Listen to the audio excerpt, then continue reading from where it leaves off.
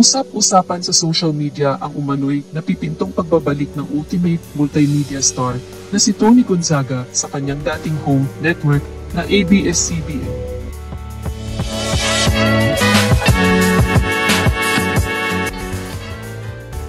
Patunayan ay trending sa X ang kanyang pangalan noong November 13. Magiging parte raw si Tony ng isang sikat na show sa Kapamilya Network.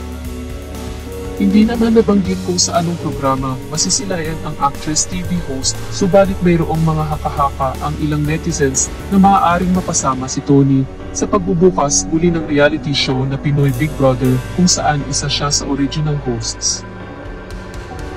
Sinasabing isang Kapamilya fanpage ang nagpakalat nito. Kasabay ng larawan ng aktres ay mga katagang Tony Gonzaga magbabalik Kapamilya at mapapanood di umano sa isang sikat na palabas sa ABS-CBN. Mayroong naman itong tanong sa kasabay na caption. Ani sa post, Tony Gonzaga magbabalik loob di umano sa ABS-CBN.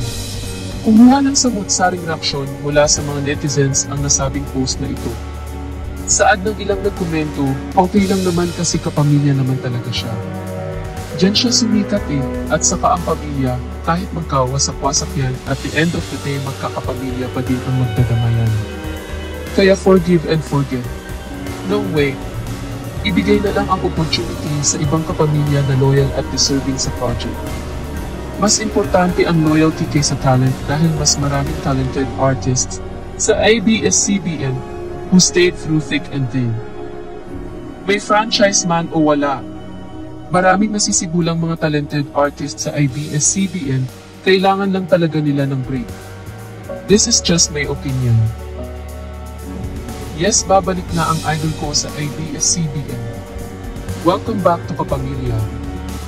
Heist, nasad naman akong bigla kasi ang daming solid kapamilya ang walang show. Okay lang naman kasi nga love. Pero sana lang ang bigyan nila ng show ay yung hindi tumalikod dahil sa kikitain pera. Pero kung yan ang gusto ng pamunuan, well sila pa rin ang masusunod. Kasi ako pag-aksayahan ko lang ng kuryente yung alam kong solid kapamilya forever ganun. Deserved. Umalis at nagpaalam ng maayos si Tony sa management. Happy ako kung totoong babalik siya sa istasyong nagbigay sa kanya ng madaming opportunity. Isa pa sa talent at galing ni Tony di malayong makabalik siya sa kapamilya. Kung true ang chika, anong masasabi mo kapamilya?